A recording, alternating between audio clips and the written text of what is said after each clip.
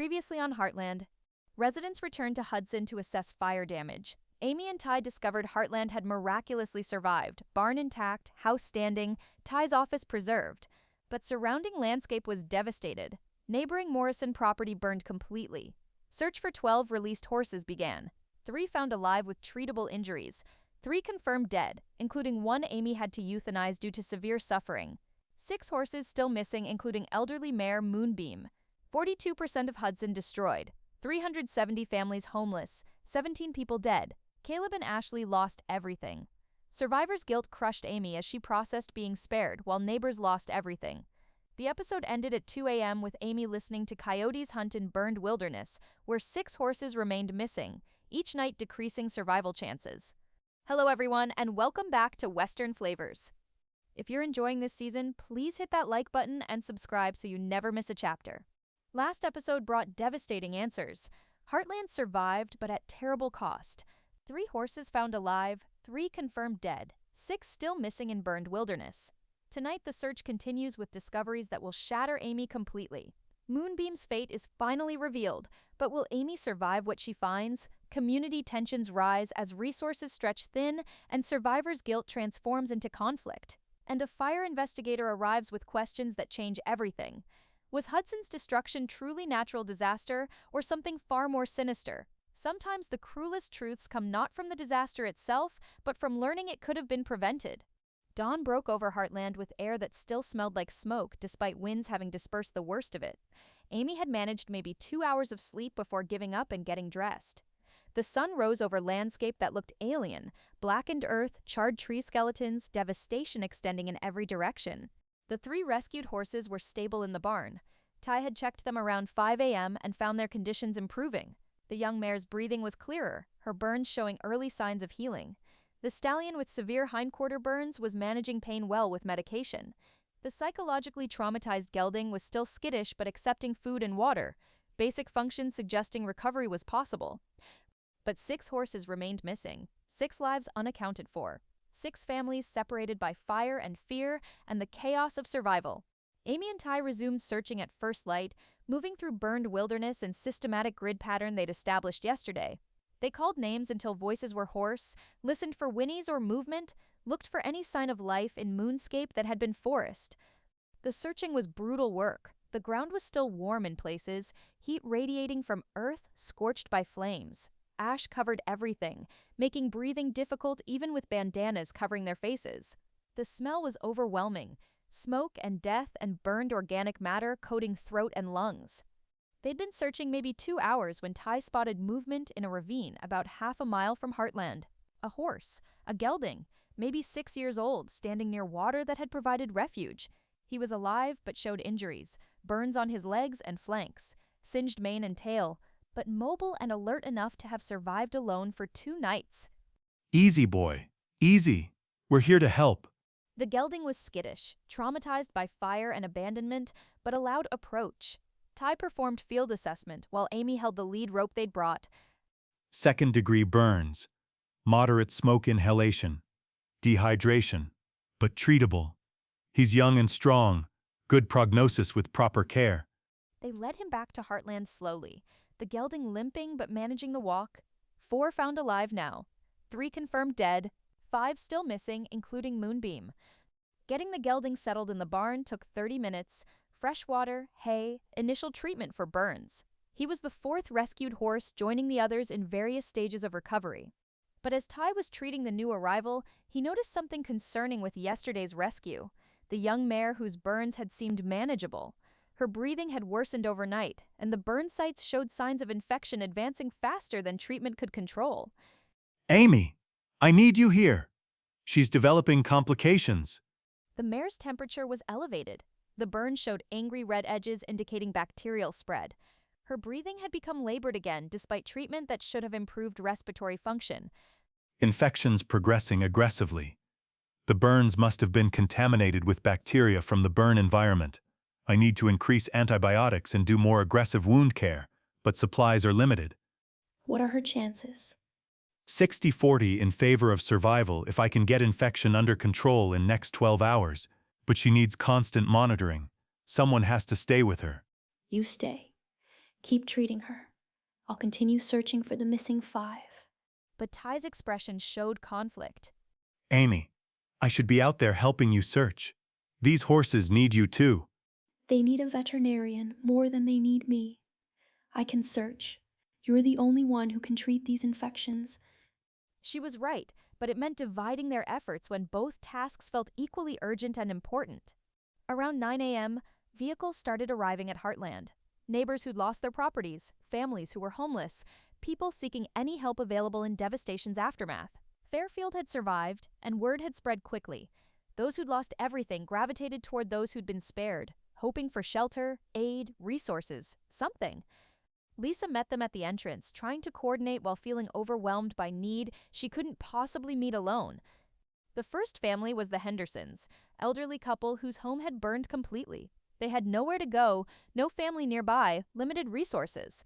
They asked if they could stay at Fairfield temporarily while they figured out next steps. Of course, we have space. Come inside. But more kept arriving. The Chen family asking if Ty could treat their injured horses. They'd found 3 alive but hurt. The Martinez family needing shelter for their livestock since their barn had burned. The Pattersons asking for any spare supplies, food, water, basics they'd lost in evacuation. Each request was legitimate, each need was real. But resources weren't infinite. Fairfield couldn't house everyone, Ty couldn't treat every injured animal. They couldn't provide everything everyone needed. Caleb arrived mid-morning and found Lisa trying to manage a growing crowd of desperate neighbors. We need to organize this, create some kind of system so we're not just overwhelmed. How do you organize disaster? How do you prioritize when everyone has lost everything? We do our best, help where we can, connect people with official relief services, but we can't save everyone. The words felt harsh, but they were true. Fairfield couldn't be shelter for 100 homeless families. Heartland's barn couldn't treat every injured animal. Amy and Ty couldn't solve Hudson's entire crisis alone just because they'd been randomly spared. But around 11 a.m., tension that had been building erupted. Mrs. Morrison, whose property neighboring Heartland had burned completely, confronted Amy as she was preparing to resume searching. You were spared. Your barn stands, your house is fine, everything's intact. We lost everything. Our home, our barn, our livelihood. Everything we built over 40 years is ash, and you're out here looking for horses while families need help? The accusation hit like physical blow. Amy understood the anger, understood the pain, but the words still cut deep. I'm sorry. I'm so sorry you lost everything. It's not fair, it's not right, and I don't know why we were spared while you weren't. Sorry doesn't rebuild my life, but your intact barn could shelter families.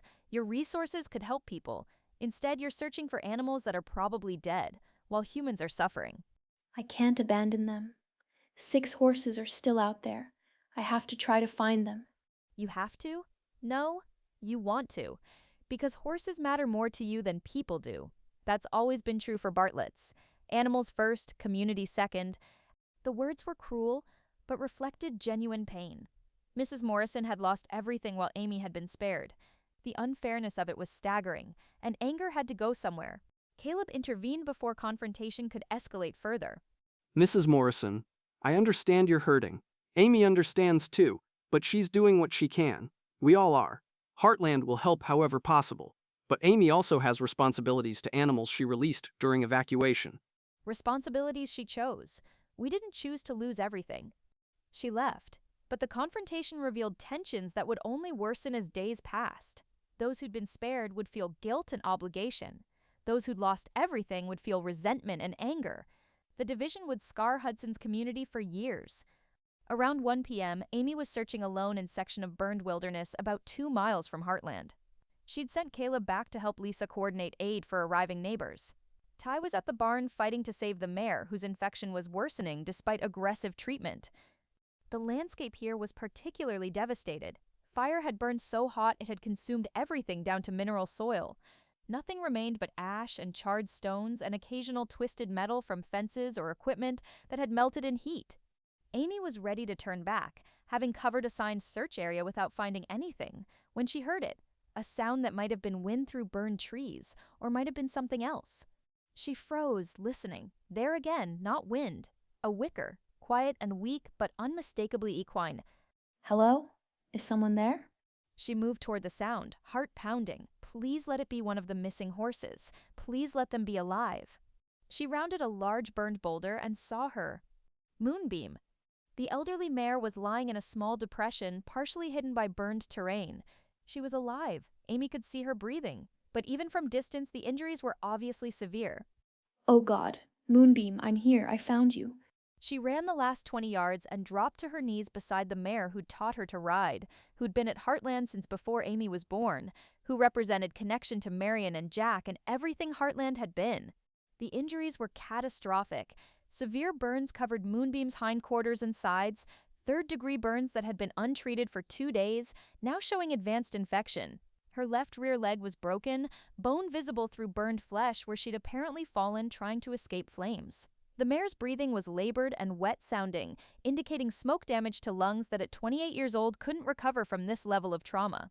But worst was the look in Moonbeam's eyes. Recognition, relief at seeing Amy, but also suffering so profound it was visible in every tense muscle, every labored breath, every small movement that caused obvious pain. She'd been lying here for 2 days in agony, unable to stand because of broken leg, unable to seek water or shelter, slowly dying from injuries and infection and dehydration, suffering alone while Amy slept in an intact house and felt guilty for being spared. I'm so sorry I couldn't find you sooner. I'm here now, you're not alone anymore. She pulled out radio with hands that shook so badly she could barely operate it. Ty, come in. I found her. I found Moonbeam. North section, maybe 2 miles out. You need to come now. Bring everything. On my way. How bad? Just come. Please. Just come. She couldn't say how bad over radio, couldn't voice what she was seeing, could barely process it herself. She sat beside Moonbeam stroking the mare's neck, the only part that seemed uninjured. Moonbeam's breathing was rattling, wet, the sound of lungs failing from smoke damage compounded by dehydration and systemic infection. The broken leg was grotesque, compound fracture with bone protruding through burned flesh. You held on. You waited for me. I'm here now. I'm right here with you. Moonbeam made soft sound and tried to lift her head. The effort cost her.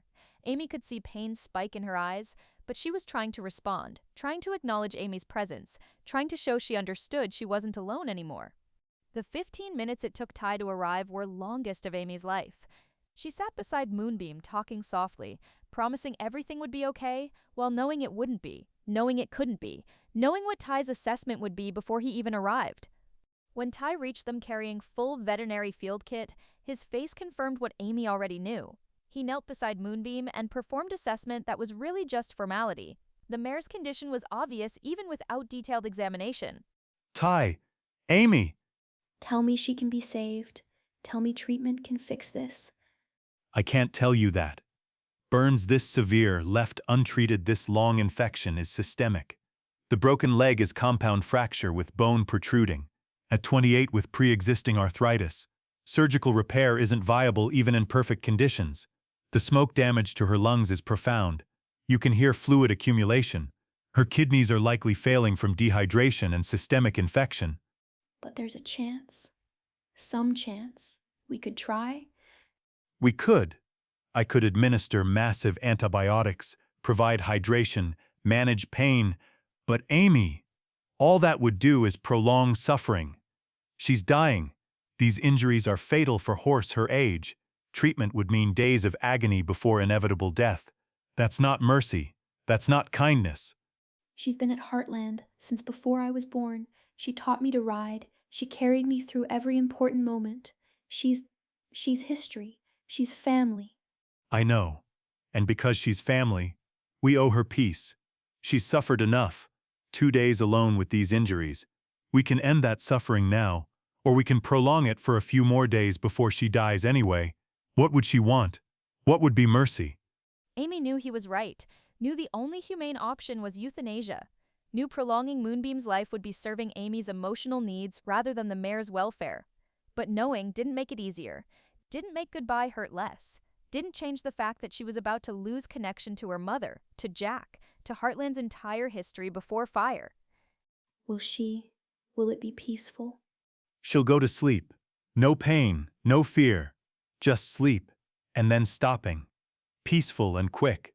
Okay, do it. But give me a few minutes first. Ty withdrew to give Amy privacy for goodbye she'd never be ready for. Amy lay down beside Moonbeam in the ash and burned earth, pressing her face against the mare's neck, breathing in smell of horse beneath the smoke and infection and death. Thank you for everything. For teaching me to ride, for carrying me when I was learning, for being patient when I was clumsy, for being there through every loss and every victory. Mom loved you. Jack loved you. Tim loved you. And I love you so much. Tears came then, profound grief for loss that represented more than one horse's death. This was losing physical connection to people who were gone. Marion had trained Moonbeam. Jack had maintained her care for decades. Tim had ridden her during his visits. And now Moonbeam was dying, severing last tangible link to them. I'm sorry. I had to release you into danger. I'm sorry I couldn't save you. I'm sorry you suffered alone. You deserved better than this. You deserved to die peacefully in your stall surrounded by people who loved you, not alone in burned wilderness. I failed you and I'm so sorry. Moonbeam made soft sound, acceptance maybe, or just acknowledgement that Amy was there. Her breathing was worse now, the effort of staying alive clearly exhausting her. You can go. You can stop fighting. Mom's waiting for you. Jack and Tim too, they'll take care of you now. Run with them in places where there's no fire, no pain, no fear. Be young and strong again. Be free. She signaled to Ty, unable to voice permission, but needing him to understand it was time. Ty knelt beside them, preparing injection with practiced efficiency that tried to honor the moment's significance. This wasn't routine euthanasia. This was ending life that represented Heartland's history and legacy. Amy, you should hold her head. Let her see you. Let your face be the last thing she knows. Amy shifted position so Moonbeam's head rested in her lap.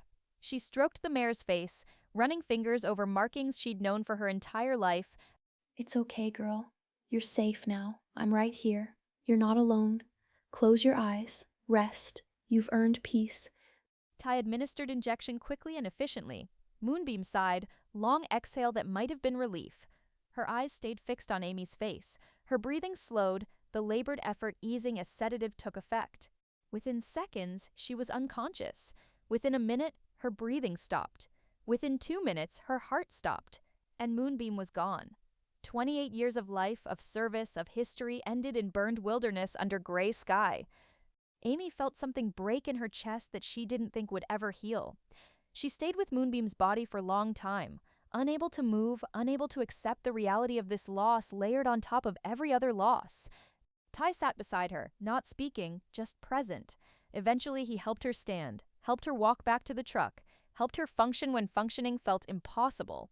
They returned to Heartland in silence. Amy couldn't speak, couldn't process, could barely breathe through grief that felt suffocating in its intensity. 4 confirmed dead now, 4 rescued alive, 4 still missing. But Moonbeam's death hit differently than the others. She wasn't just horse.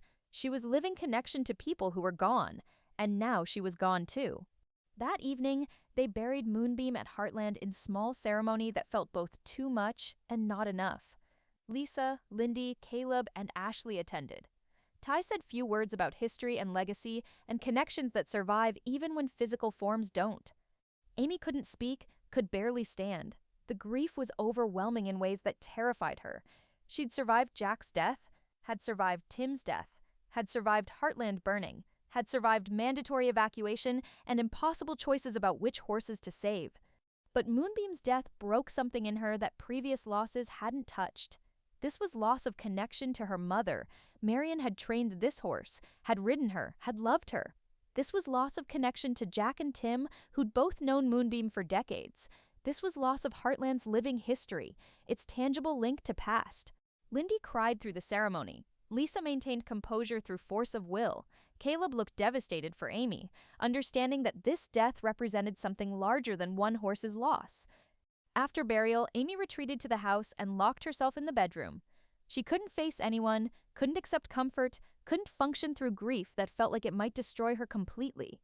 Ty gave her space, understanding she needed to process alone before she could accept support. Around 7 p.m., a vehicle pulled into Heartland's driveway. fire investigator from Provincial Services, arriving to begin assessment of how fire had started and spread so destructively. Lisa met him, explaining Amy was unavailable due to family loss. The investigator, middle-aged man named Stevens, expressed condolences, but indicated his questions were urgent.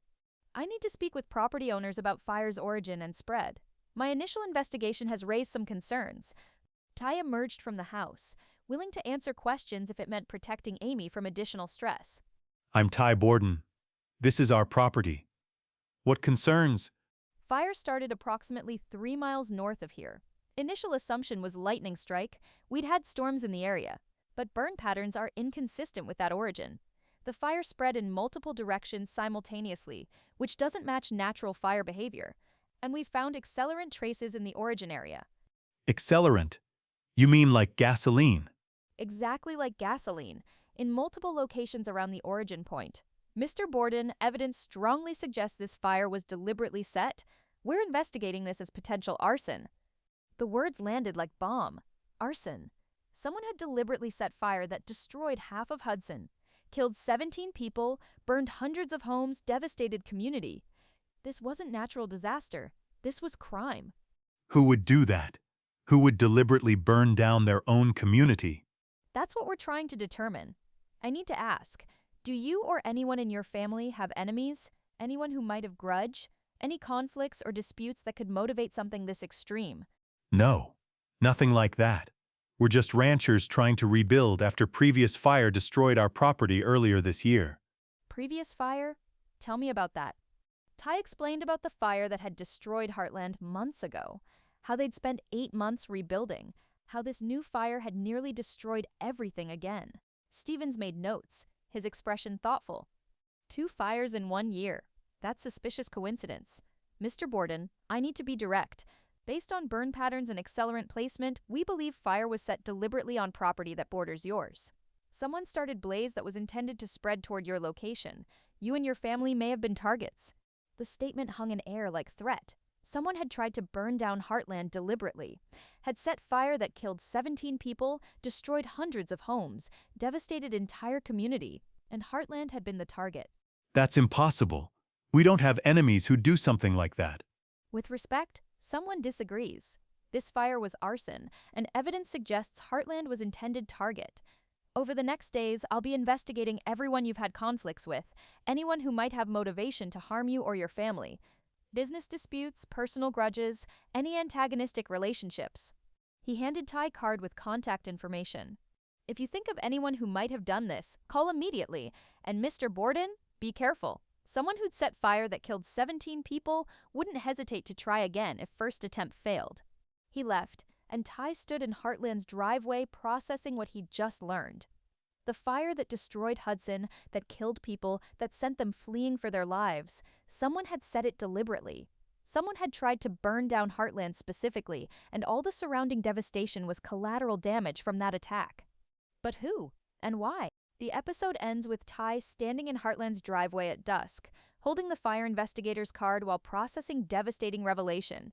The fire that destroyed 42% of Hudson was arson, deliberately set with gasoline accelerant in multiple locations. Burn patterns suggest Heartland was intended target. Someone tried to burn down their property, their barn, their lives, and 17 people died as collateral damage. 370 families lost homes. Hundreds of animals burned. Hudson was devastated, all because someone targeted Heartland specifically. 4 horses confirmed dead, including Moonbeam, whose death shattered Amy completely. 4 rescued and recovering. 4 still missing in burned wilderness.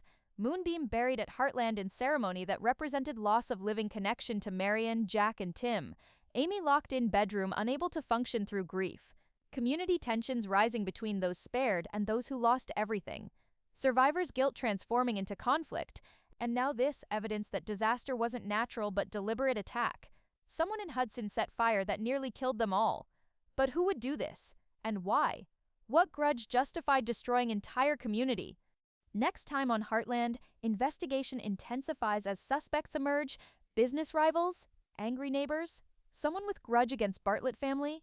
Amy struggles to function through grief while 4 horses remain missing. The rescued mare's infection worsens, forcing impossible decision. Community learns fire was arson, turning shock into rage. Someone among them is killer. Tensions explode into confrontation as accusations fly, and evidence emerges pointing towards suspect no one expected, someone close to the family, someone they trusted, someone who had access and opportunity and motive no one saw coming.